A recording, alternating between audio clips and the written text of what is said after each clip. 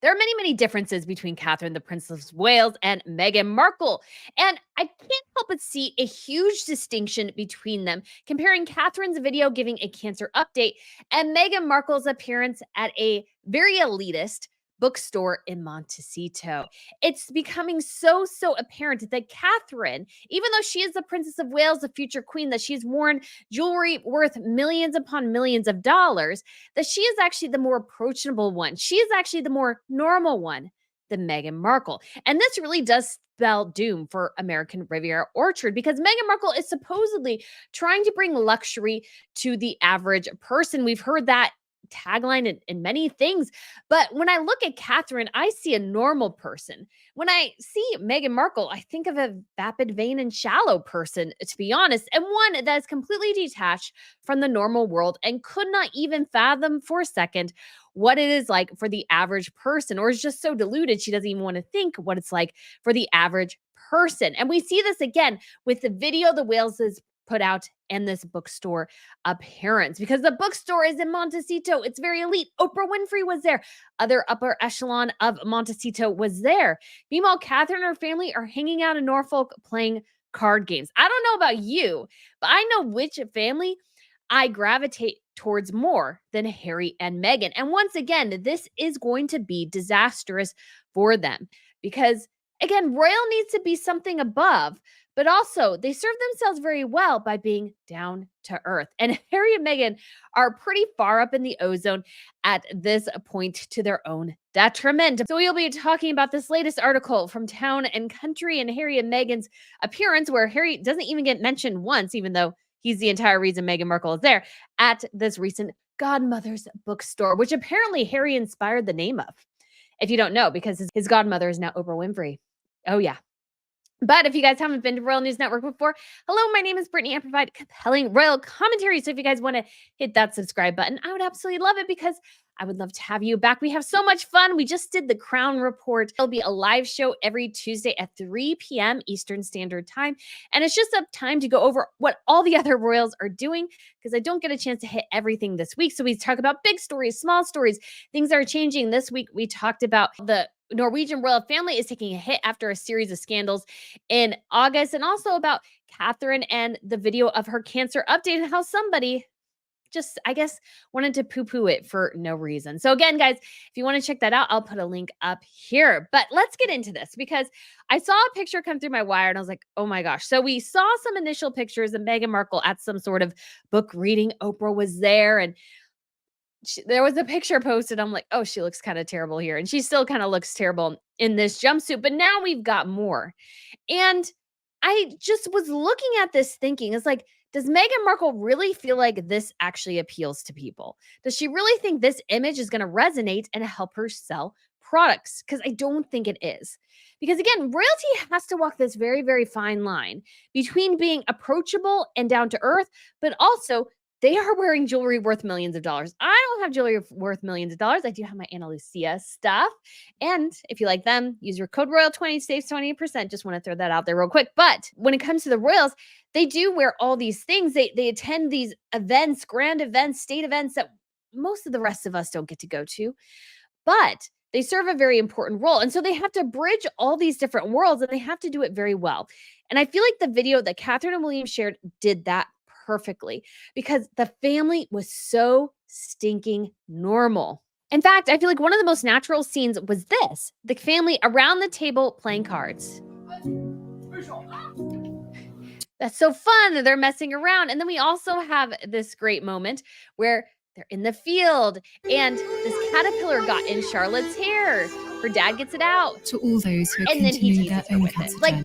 that is so normal. And I do have a longer video in reacting to this. If you're interested in that, feel free to check out the link up above. I'll try to remember to post that. But it seems so normal. It's so normal. And then you get this. This is Harry and Meghan with a couple of the ladies who started Godmothers, this bookstore in Montecito, elite of the elite, where I'm sure maybe, and this is just my humble opinion, they're probably marking up the books quite a bit because this is Montecito.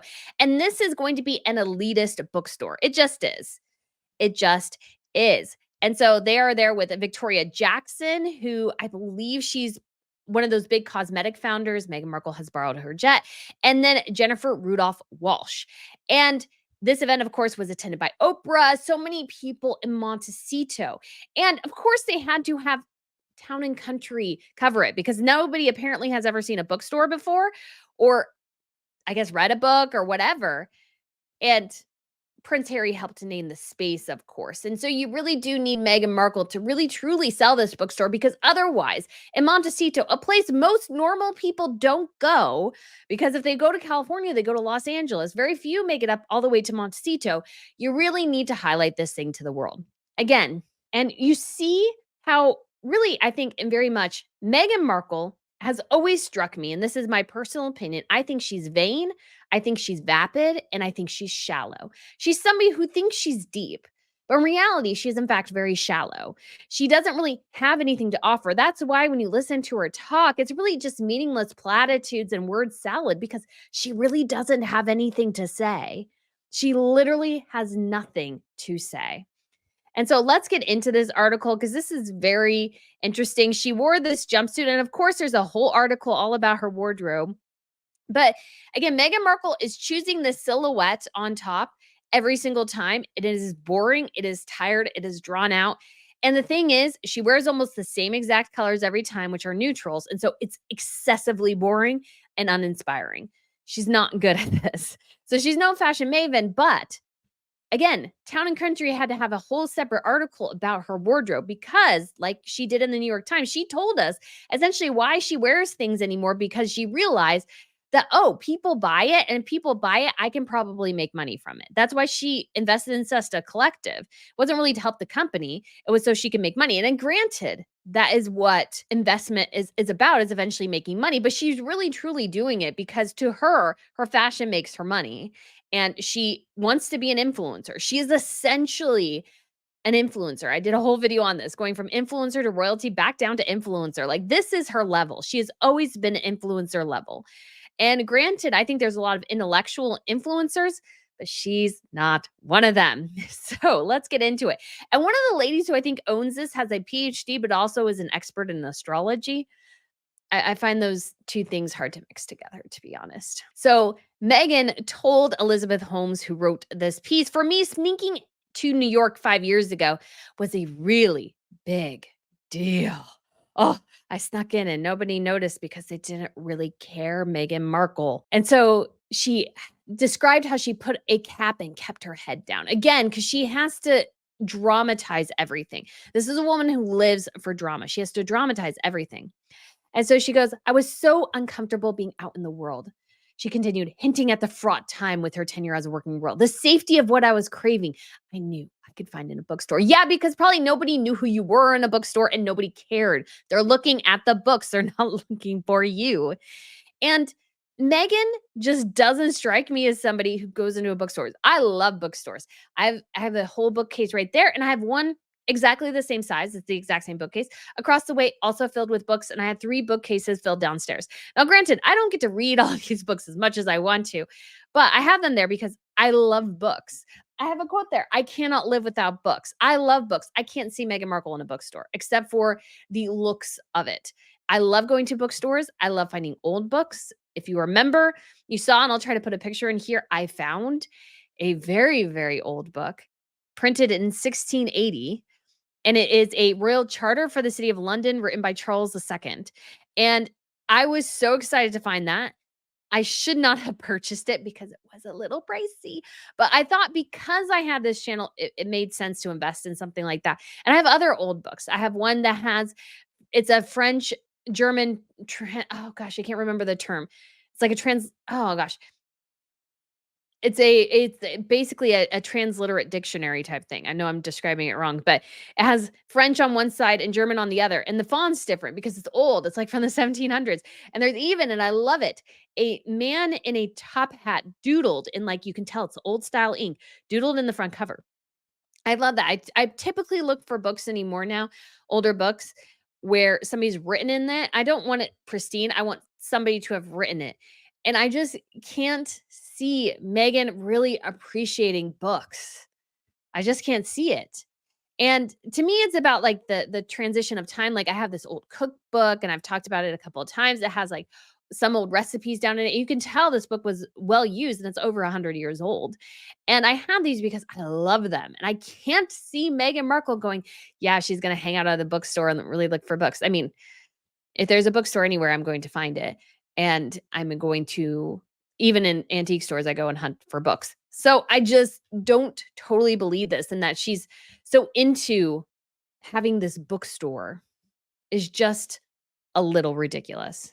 However, guys, Meghan, just really does want to push this message home that she is very into bookstores. So much so that she actually minds checking out at a bookstore. So go ahead and get watch of a little bit of this video here and how she gets completely disrupted and looks kind of annoyed when all of a sudden Oprah Winfrey shows up. The safety of what I was craving, I knew I could find in a bookstore. I get the book, go to checkout, place it there at the counter. I think this video is rather fascinating. I actually found this after I had filmed this initial video, and looking at her and Meghan's reaction, she is, I think, really miffed that her glorious story of checking out at a bookstore, because, nobody's ever done that before, and we need her to mime it, shows how she's someone, even though she deeply, you could say, respects Oprah Winfrey, she's still, when she has the microphone, you should be paying attention to her, and nobody should interrupt the glory that is Meghan Markle with a microphone. Anytime she has a microphone, she wants to be speaking, and don't you dare interrupt. So very interesting, to say the least. So now Meghan has a new haven in her mountain home of Montecito, Godmother's, the latest shop to open in this picturesque pocket of Santa Barbara County that no normal person will go to because it's too expensive. So it's set in the stately barn. It's a dream of celebrated literary agent Jennifer Rudolph Walsh and cosmetics mogul Victoria Jackson, who, again, Meghan Markle borrowed her jet. We don't have a town square, but Victoria and I wanted to create one where people could come and feel welcome in their very elitist town. Again, just remember where this is: a highly elitist place where most normal people can't go. And this is a vanity project. It is simply a vanity bookstore. I'm sure this thing could be bleeding money, and these two people, they have enough money, they won't care, because it's just there as a vanity project. So they wanted a neighborhood gathering place that cost you $200 a pop, basically. And this towny local where they have to go on. Meghan was in the mix, as was Harry, silently pointing to his memoir Spare, which sort of wrecked his life, when asked if he had a book recommendation. It's probably the only book he's ever read. That's kind of mean, but let's be honest. Ellen DeGeneres and Portia de Rossi made the rounds, as did Netflix CEO Ted Sarandos and his wife, Nicole Avant, former U.S. ambassador to the Bahamas. And so there they are. And in the Instagram post, they don't even mention Harry. And I just want to point this out. Oprah Winfrey, Victoria Jackson, none of these women would give Meghan Markle 5 seconds of their time without him. He is everything. He is why anybody cares about Meghan Markle. And what frustrates me so much is that she treats him so disrespectfully, and it's like she doesn't care, or she doesn't even recognize. She always thinks it's really about her, but no, it's about him. He's the only person that gives you relevance. The only person who gives you relevance is Prince Harry. Other than that, Meghan Markle would still be a bit player on Suits, especially in this world. This is a very elitist world. They want people with connections. They want people with influence. Meghan Markle, as the bit player on Suits, is not one of those people. They would have just stuck up their noses at her and walked away. So, they have to wax on about this. Godmothers has been sprinkled with that Montecito magic. Yeah, millions of dollars. Let's be honest here. It's not magic, it's millions. Let's be frank. The idea for the name started with Harry at his Beverly Hills book party, where he thanked Winfrey, Jackson, and Rudolph Walsh for their support, calling the trio his fairy godmothers who wrecked his life. Spare has done him zero favors in the world. Like, he should be running as far away from them as humanly possible in some ways. Spare, just completely, totally wrecked what was left of his public reputation. Like, he will always be the guy who had a frostbitten penis at his brother's wedding and who rubbed cream on his nether regions. And then, as he was doing so, told us all that it reminded him of his mother who had died. Yeah. He's never going to get over that. Like, I know it obviously made him millions, but the public reputation, the relationships with his family, every single other thing has taken a hit. Yeah, you made millions of dollars, but at the expense of your soul, basically. That's what happened. So when the plans for the bookstore took place and there were obviously they didn't have to worry about inventory or anything like that because they have millions. There's really only one name you can call it, Godmothers.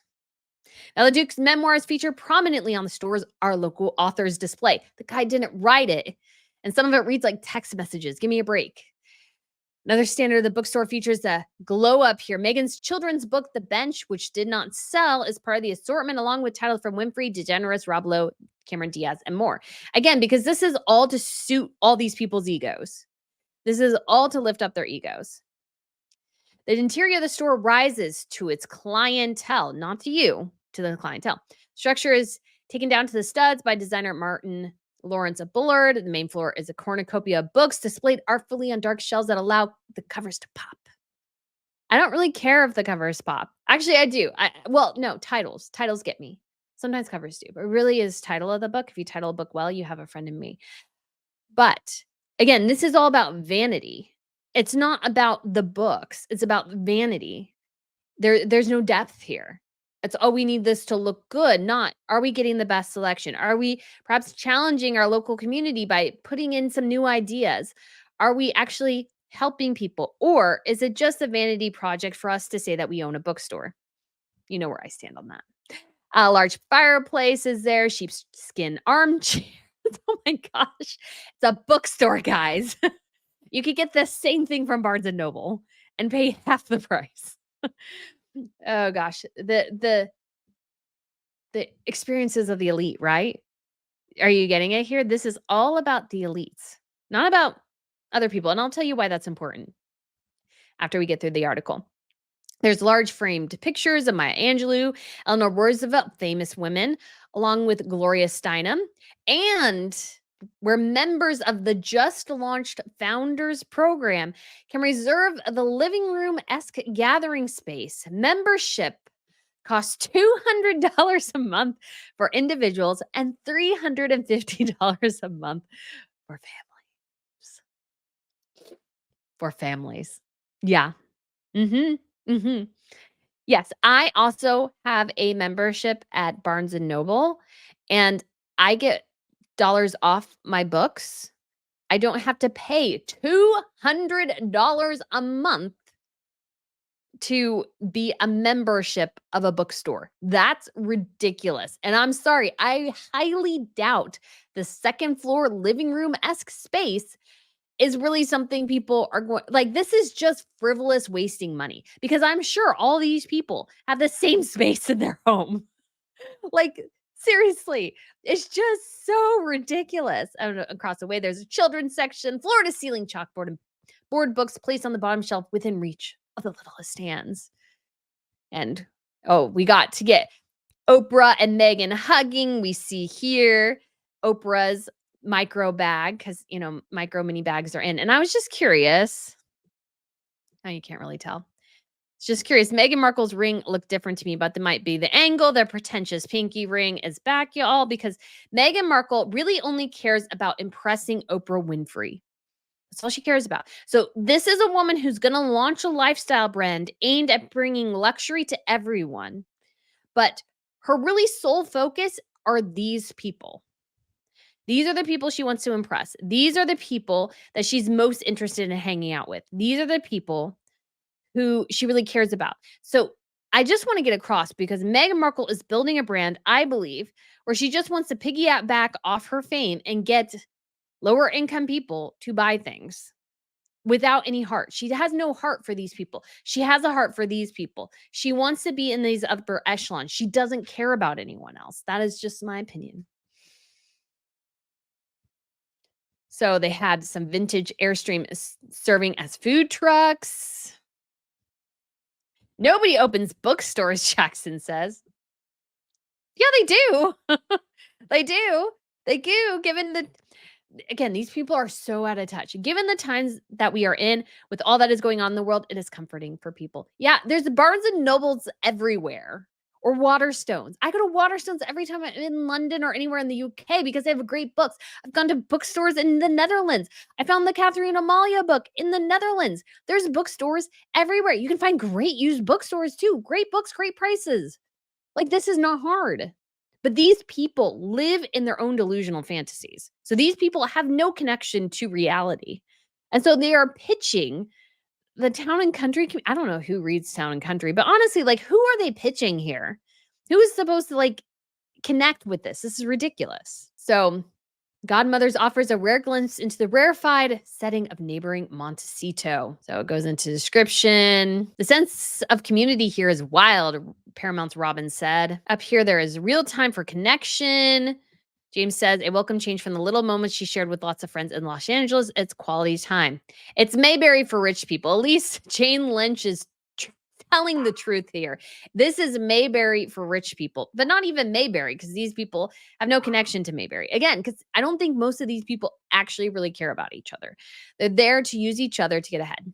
That's what happens in this world. That's 100% what happens in this world. So Lynch was greeted enthusiastically Friday night by Jennifer Freed, a best-selling author and Gwyneth Paltrow's psychological astrologer. Okay, this is the doctor person. Psychological astrologer should not be a terminology that exists in my personal opinion. I'm not a fan of astrology. It is not my thing. And a psychological astrologer, I would have to say my BS meter is going up a bit. They're holding a mocktail with a sprig of rosemary in it. Lynch gusses about her chosen home. This is the most community I've ever had in my life. We all know each other. We all know each other's dogs. Other people in other neighborhoods do that too. They do. So there's a intergenerational mix in the social scenes. So who is the godmothers to us? This is Rudolph Walsh says it's somebody who roots for you, who supports you, who advocates you. It's somebody who has found family. And again, you see this reflected in Harry and Meghan. They don't want actual family that'll hold them to account. They want found family, people who just support you no matter what you do. So if you have an issue in your life, do you want somebody that will go along with your delusion, or do you want somebody who's going to try to help you? And I make that analogy here because in this particular situation, Harry and Meghan want people who just tell them everything's good, everything's fine, and they're doing great. And they want people who just go along with their delusions about themselves. And that their family doesn't really matter because really at the end of the day, it matters just how many millions you make. That's what Harry and Meghan are looking for here. It says many times it's the younger people who's teaching the older people something. That's never usually a good sign. Older should be teaching younger. Younger people do have something to say and they need to be heard, but you as the older person have more life experience. You are able to share more with somebody who's younger. It's not good for a society if the children have more power over the adults. That's just never good for society. Never good. Once you turn 40, I've got to find new people in their 30s. For Prince Harry's birthday, I guess. Oh, they're hugging Portia de Rossi. You got Ellen DeGeneres in the background. Again, this is not a good crowd for Harry and Meghan to be seen in, or at least especially Harry. This is what Meghan Markle has always wanted because none of these women would give her 2 seconds if she wasn't married to him. That's all they care about. And if she falls out of favor with the world, they'll drop her like a hot potato, like she did Jessica Mulroney. They'll 100% do that. Why? Because they don't really care. None of these people really care about them. It's about the connections that they might have that might be useful to them. That's what they care about. So there was a party. Meghan clad in an ivory Ralph Lauren tank and long trousers that look terrible on her, by the way. And since she's had children, they become less flattering. With a diamond necklace around her neck, greeted people with kisses on both cheeks, while Harry turned handshakes into back-slapping hugs. At the end of the founders' brief remarks, as they thanked Winfrey for her support, Meghan held her hand to her mouth and let out a woo! The Sussexes spent an hour deep in several conversations, moving seamlessly from one group to another. Their ease meant a lot for Jackson, who has known the couple since shortly after they moved to California in 2020 because Meghan was networking, and really Meghan only wants people who have private jets that she can borrow. Seeing them be able to come here and be in a safe space, it's what we want it to be. In turn, their support and the light that it will shine on godmothers is pretty extraordinary. Not a good light. People don't like them, but none of these people live in the real world. They don't live in the real world. Yeah, sure, maybe Montecito people will be impressed, maybe some people in Los Angeles, but most of the rest of the world is going, I'm going to give two steps back from the godmothers because you now associated them with Harry and Meghan. I wonder if they're investors too. But again, this is just a giant vanity project. They don't even care if this thing turns a profit. I bet you. I bet you they'll dump whatever money they have into it and just will let it keep chugging along for infinity if they can, because it's not really about actual passion for books. You don't even get the sense of passion for what they're trying to sell or why they're trying to do it. It's like, oh, look, our shells are great. The covers pop. It's all aesthetic. It's all aesthetic. There's Jane Lynch and Elizabeth Holmes.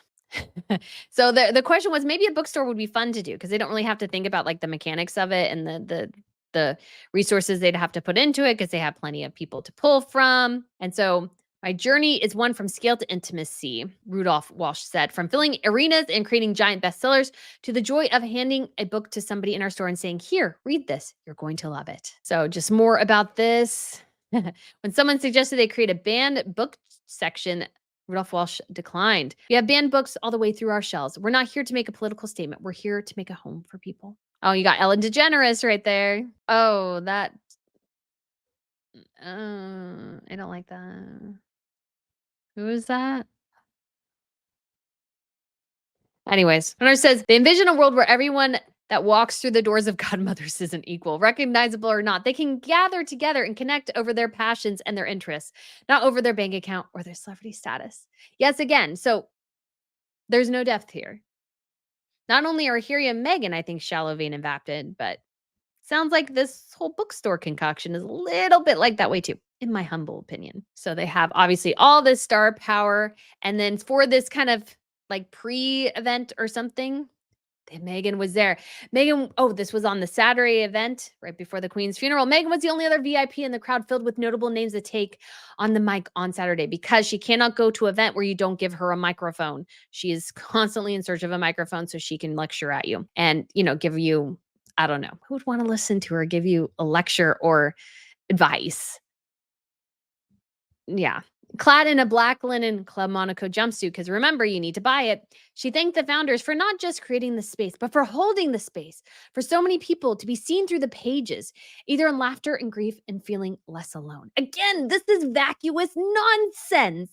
It is vacuous nonsense. And maybe it's just because of me. I actually don't really read fiction books anymore. Like, I technically have them. I have one small shelf. Like, all those are actual history books. I only read history books. Last book, fiction books I read was Gone Girl. I hated the ending and I'm like, I'm done. Because if I'm going to read an ending that I don't like, I'd rather it be in a history book because at least then I learned something. And so I gained more knowledge. But Meghan says this for not only just creating the space, but for holding the space for so many people to feel seen through the pages, either in the laughter and grief and feeling less alone. That's nothing. That means literally nothing. But that is just so Meghan. She just talks in these meaningless platitudes. And I love this ending. Okay, it says, Meghan listened intently to the conversations from the front row. First from the store's founders, and then Winfrey, nodding and applauding. When it wrapped, she was made a dash for the door. Wasn't that incredible, she said? And then added apologetically, I gotta make dinner for the kids. Okay, I personally don't believe Meghan Markle makes dinner for the kids. I really don't. And part of the problem, again, is the likability and approachableness you saw in Catherine in the cancer update video. Contrast this with Meghan.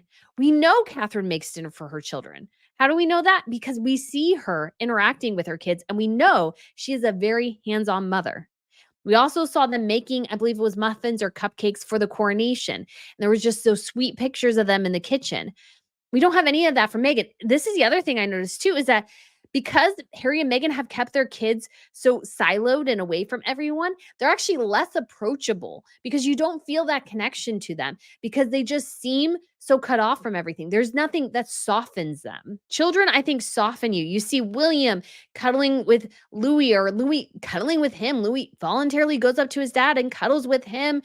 All the kids are cuddling with each other. George cuddles on his mom, but we don't see any of that of Harry and Meghan. And so they don't even look like parents. I wouldn't even know their parents, except for that they've told us. That's all it is. There's no personal connection to them, to their children. And again, This is a disservice to them. Winfrey left quickly too because they're not that interested actually in the bookstore, but many others lingered. The sun was setting on the second day of celebrations, and the Godmother's founders were aglow. It's what people are hungry for, Jackson says when asked about how it felt to see the neighborhood gathering spot come to life. In between hugs from guests, Rudolph Walsh smiles. It's almost too delicious for words. And so this is the facility here. I mean, it's not that it's bad. Speaking with Victoria Jackson, again, asking if she can borrow her jet at some point again. This is another peek inside the bookstore. It's not like a bookstore. Another person, Tracy James Robbins, getting a hug. Winfrey popped in for the party for friends and family. I don't know. Oh, designer Martin Lawrence, who designed the space. Meghan cheering on the Godmothers. Oh gosh, Sussex is leading the party. Oh gosh. Ugh. Ugh. Oh gosh, this is just. And then we get a glimpse into her fashion, quasi off duty style. She's not on duty, she has no job. The woman has no job, so she can't be off duty. She's always off duty. Clothes that she throws on to socialize with friends and her community. Not so different from her working wardrobe. This is so dumb. So she has line with her aesthetics. And I also feel like I can tell, I think Meghan Markle is once again wearing a black bra with a white shirt. Oh, and we look, shops similar. They have to share. So you will buy this and make money, probably to also make Meghan Markle money. And then we have the jumpsuit. And you had to get a different one because it's not available anymore. But the Jimmy Choo shoes are, which I don't like those Jimmy Choo shoes at all. All right. So enough against me railing about this bookstore thing. And I read through the article once, but the second time it just grieves me more because I feel like it's so shallow what they're doing and what they're talking about. But here's the problem Meghan Markle is going to have. And this is a problem that is not going to go away. And that is that she has a brand she's going to try to launch. And it's supposed to go to the mass market. As far as we're aware, it's going to go to the mass market.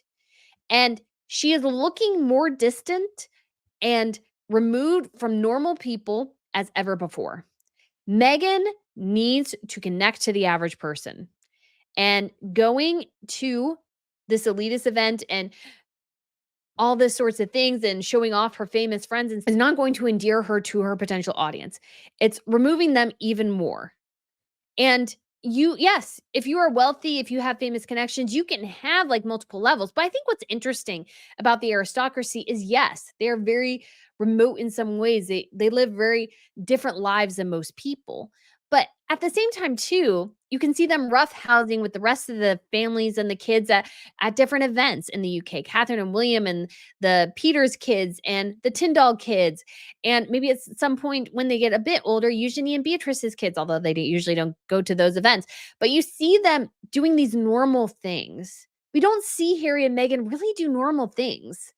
They're portraying themselves as very much the elite. And I'm just curious, is Meghan going to tell them or show them somehow that they can be part of her community or something? I just don't get it. And I think this is a problem for them going forwards, a huge problem for them going forwards, because Harry and Meghan are in desperate need to make money. They want to be these bigwigs like their friends are, but they're really not. Yes, they probably made a boatload from Harry's book, but that's really it. Spotify's gone. Netflix is probably inching its way out the door.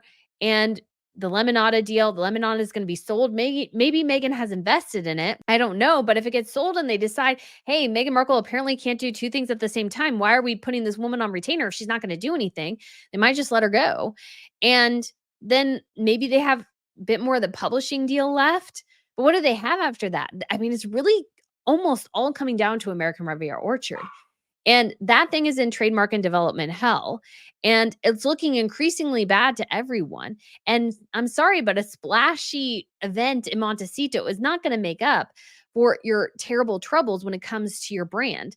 And they need to get it in stores by Christmas. If she can't get it in stores by Christmas, she's got a huge problem on her hands. And they'll have to wait longer. And really, the Christmas push, I mean, that's it. I mean, she can sell other things throughout the year, but really, Christmas is big. But no, she wants to show you going and hanging out with her elite friends, going and showing you how elite and exclusive her community is, because you can rent out that facility, but you have to, or at least the upstairs, but you have to pay at least $200 a month for the privilege, or $350 a month for the family. It's an elitist bookstore for elitist people.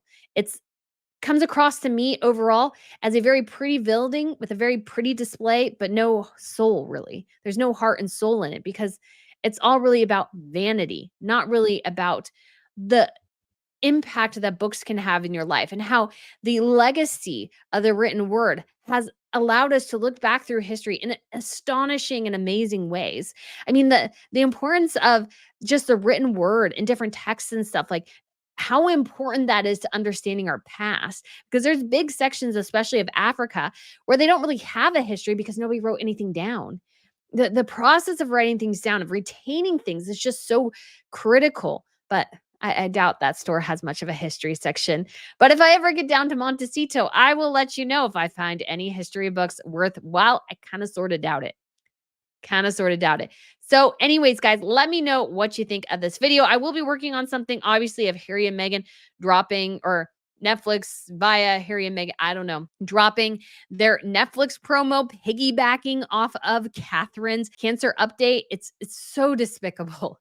It really is. It's just like corporate coldness, awfulness. And this is the second time Netflix has done this, by the way. Second time at least that they've tried to piggyback off Catherine and William to help promote Harry and Meghan. So, anyways, guys, we will do that in the future. But I wanted to talk about this because I'm like, man, ugh, I love bookstores. I'd actually love to open a bookstore, and it would be aesthetically pleasing, but it'd be filled with a lot of awesome books too.